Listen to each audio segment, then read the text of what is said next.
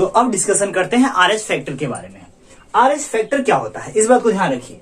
जैसे Karl Landsteiner ने blood group की खोज की थी, उसी तरह से कार्ल लैंडस्टीनर और विनर नामक वैज्ञानिक ने ऋषभ बंदर की कोशिकाओं में, उसके रुधिर मतलब खून में है, उसके ब्लड में क्या किया, कुछ दूसरे फैक्टर को देखा, कुछ दूसरी संरचना देखी। जैसे ये ए था, ये बी था, ए बी और ओ, ये तो ऑलरेडी था ही। इसके अलावा ये देखा कि यार इनके बीच बीच में कहीं न कहीं एक प्लेट लाइक स्ट्रक्चर है। ये ना नुकीला था और ना गोल था, तो कैसा था, एक प्लेट लाइक स्ट्रक्चर था। ऐसे लग रहा था कि इसके ऊपर, बेस के ऊपर पड़ा हुआ कोई चीज है। तो ये देखा गया, और किसमें देखा गया, ऋषभ बंदर में। अरे जो बंदर होते हैं जिसके मुंह वो लाल होते हैं यार, लमकुरीवा लोग कहते हैं। ऋषभ बंदर मतलब वो होते हैं सब बड़े वाले बंदर जो होते हैं। ये इनकी कोशिकाओं ब्लड में देखा गया। इसके बाद देखा यूरोप में इसकी ज्यादातर, स्टार्टिंग में इसकी खोज ज्यादातर यूरोप में हुई। देखा गया यूरोप के 85% जो पुरुष और स्त्री हैं, इनके समस्त कोशिकाओं पे कुछ ऐसे प्लेट की नुमा संरचना दिखाई दी।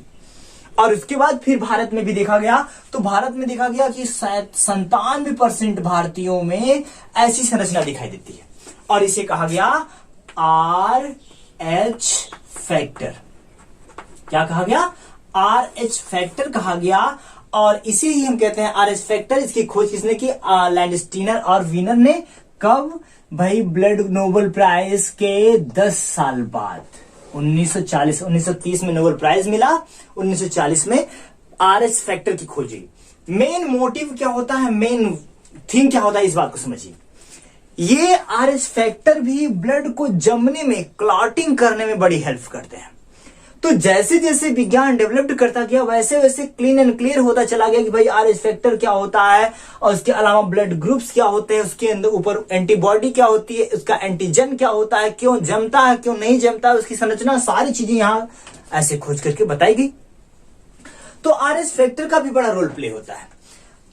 इंपॉर्टेंस क्या है कि यह ब्लड को जमने में बहुत रोल प्ले करता है। अगर हम बिना जांच किए हुए, केवल ए और बी को ध्यान में रखते हुए अगर हम ब्लड चढ़ा देते हैं, तो उसमें भी ये चांस क्या होता है, ब्लड जमने का चांस होता है, क्योंकि बहुत सारे पुरुषों में आरएच फैक्टर प्रेजेंट होते हैं और बहुत में नहीं होते हैं। तो जिसमें नहीं होते हैं तो वो पहली बार तो कुछ नहीं होता, लेकिन दूसरी बार तुरंत ऐसा होता है कि हमारा पूरा, अगर पहली बार इसको चढ़ाया जाता है तो यह, चूंकि एंटी बॉडी इसमें कम होती हैं, तो क्या होता है कि पहली बार उसको स्वीकार कर लेता है, लेकिन उसके खिलाफ धीरे धीरे इसमें एंटीजन होता है, एंटीबॉडी धीरे धीरे बनने लगती है।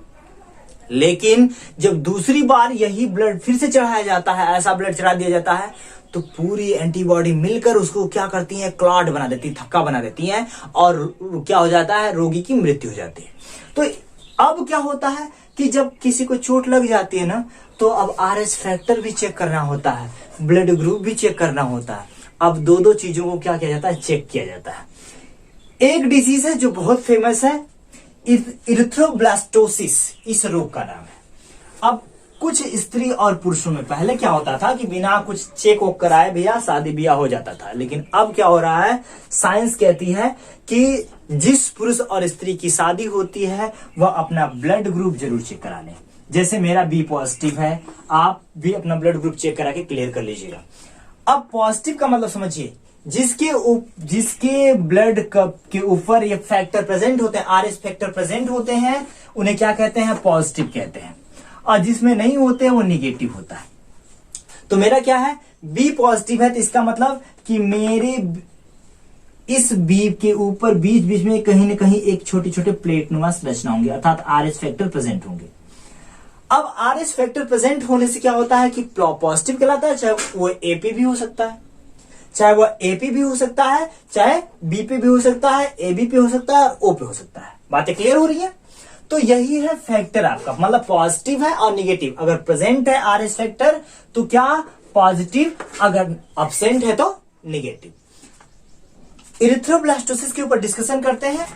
यदि आप शादी करने जाएंगे तो आप अपना ब्लड ग्रुप और अपने उनका भी, मैडम जी का क्या करिएगा, ब्लड ग्रुप चेक जरूर करवा लीजिएगा, क्योंकि अगर आप पॉजिटिव हैं और वो निगेटिव आ जाती हैं तो बड़ी प्रॉब्लम क्रिएट होती है। क्या होता है समझिए, ऐसे स्त्रियों और पुरुषों में क्या होता है, पहली बार एक बेबी का जन्म हो जाता है, पहली बार जन्म क्रिया के बाद एक बेबी का जन्म हो जाता है, लेकिन मैंने आपको बताया पहले ही कि अगर दोबारा ऐसी क्रिया होती है, दोबारा फिर से एक बेबी गर्भ में, मां के गर्भ में पलता है, अगर वो माता निगेटिव है और पुरुष पॉजिटिव है, चाहे माता पॉजिटिव है पुरुष निगेटिव है, तो क्या होता है कि पहली बार तो एक बेबी जन्म ले लेता है, लेकिन दोबारा क्या होता है भाई कि इसका पॉजिटिव इसकी निगेटिव के साथ क्रिया करके ढेर सारी एंटीबॉडी बना देता है और पूरा ब्लड समझने लगता है, पूरा सिस्टम ये समझने लगता है कि जो मां के गर्भ में बेबी पल रहा है यह एंटीजन है, और उसे क्या करता है,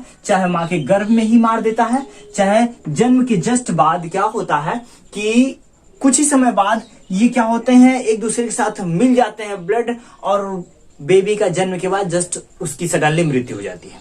इस बात को ध्यान दीजिए। तो इसका इलाज इस समय किया जाता है मेडिसिन के द्वारा, एक इंजेक्शन आता है, उसे इंजेक्ट कर दिया जाए चाहे स्त्री की बॉडी में, तो क्या होता है कि ऐसी प्रोसेस बनना खत्म हो जाती है, क्लियर हो जाती है।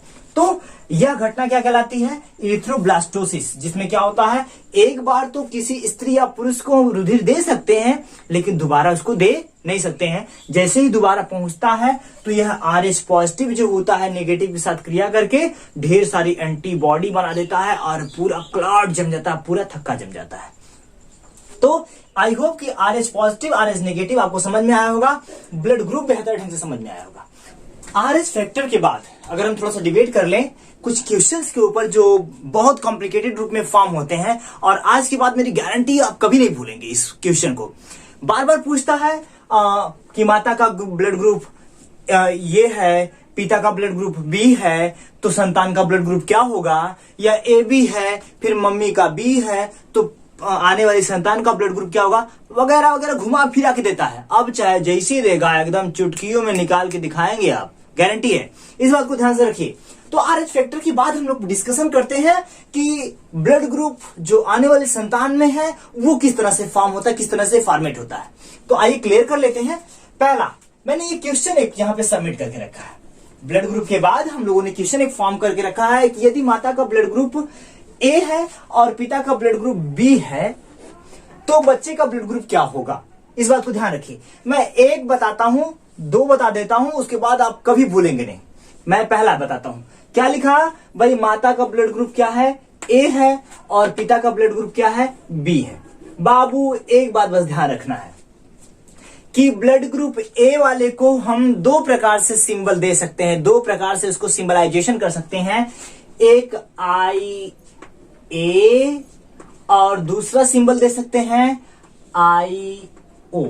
अब आप कहेंगे सर I क्या है, यह I एक सिंबल दिया गया है ब्लड ग्रुप का, बस और कुछ नहीं है, बस आपको I याद रखना है, वो कोई बहुत बड़ा फैक्टर नहीं है, यह केवल एक सिंबल दिया गया है जिसके ऊपर हमने ब्लड ग्रुप को दर्शा रखा है कि यह IA है, और इसी IA को अर्थात A को एक और रूप में लिख सकते हैं IO। सेम ऐसे ही B को भी लिख सकते हैं दो रूपों में।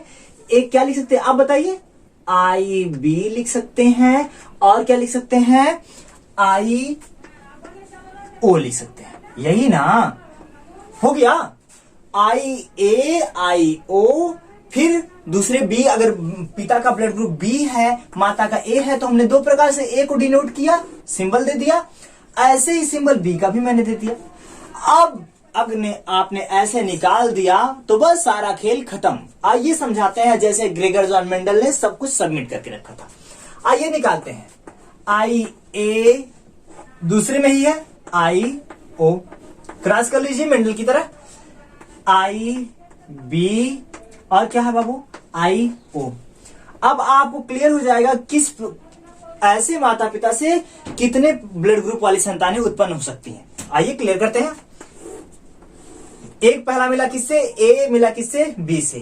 AB अर्थात जो पुत्र या पुत्री पैदा होगी वो कौन से ब्लड ग्रुप की हो सकती है, AB ब्लड ग्रुप की हो सकती है। दूसरा A ब्लड ग्रुप, O एक दब जाता है, दूसरा उभर जाता है, मेंडल बताते हैं। अर्थात A ने O वाले लक्षणों को क्या किया था, दबा दिया था। केवल ब्लड ग्रुप कौन सा उभर के आ सकता है, A आ सकता है। एक तो क्लियर हो गया। दूसरा भाई यहां मिला लीजिए, बी केवल उभर कर आएगा, ओ क्या हो जाएगा, दब जाएगा। वंस अगेन तीसरा ओ तो ओ सिंबल, अर्थात ए बी ब्लड ग्रुप वाले माता पिता से संभवतः चारों प्रकार के ब्लड ग्रुप वाली संतानें उत्पन्न हो सकती हैं। ए बी भी उत्पन्न हो सकता है, ए भी उत्पन्न हो सकता है, बी भी उत्पन्न हो सकता है और ओ भी उत्पन्न हो सकता है। इस बात को ध्यान से क्लियर करके रखिएगा। केवल यही सिंबल है बाबू, यही सिंबल का जादू है कि अगर ब्लड ग्रुप ए है तो हम उसको दो प्रकार से नोट कर सकते हैं, आई ए और आई ओ। आई एक सिंबल दिया गया है ब्लड ग्रुप का, जिसके ऊपर हम लोगों ने ब्लड ग्रुप का सिंबल यहां दर्शा के रखा है, ठीक है ना। ऐसे ही बी को भी दो तरह से लिख सकते हैं। तो बातें क्लियर हो गई। अगर मैं बोल दूं कि माता का ब्लड ग्रुप ए बी है, दूसरा क्वेश्चन, और पिता का ब्लड ग्रुप बी है, तो उसमें कितने प्रकार की संतानें उत्पन्न हो सकती हैं? लीजिए, मैंने पहले से डिनोट करके रखा है ताकि आपको क्लियर हो जाए, जो भी प्रॉब्लम हो वो क्लियर हो जाए। अब यहां ओ हो रहा था, लेकिन यहां अब ओ नहीं होगा भाई, क्योंकि ए बी, यही तो जो है कि ध्यान देने वाली बात थी, इसलिए मैंने इस क्वेश्चन को ऐड कर दिया। यहां अब ओ नहीं होगा, अब एक के आई के ऊपर क्या होगा, ए होगा, और दूसरे के ऊपर क्या होगा बाबू, बी होगा। और बी का आप सिंबल जानते हैं, आई बी है और आई ओ है। और वंस अगेन मेंडल की तरह हमने क्रॉस कराया, तो इसमें कितने प्रकार के बच्चे उत्पन्न होने की संभावना है? ए बी ब्लड ग्रुप वाले भी हैं, इसके अलावा ए ब्लड ग्रुप वाले, बी ब्लड ग्रुप वाले बच्चे उत्पन्न हो सकते हैं। ओ ब्लड ग्रुप का बच्चा उत्पन्न नहीं हो सकता। इस बात को क्लियर करके रखिएगा। यही पूरा फैक्ट है, यही पूरा डाटा है। इसको मस्तिष्क में बैठा लीजिए और कभी भूलने मत दीजिएगा अपने आप से, स्किप मत होने दीजिएगा अपने माइंड से। तो ये पूरा जादू है पूरे ब्लड ग्रुप का। तो आई होप कि इतनी चीजें क्लियर हुई होंगी। ध्यान से पढ़िए, अपने स्वास्थ्य का ध्यान रखिए और बेहतरीन ढंग से लगे रहिए, नाम रोशन करिए।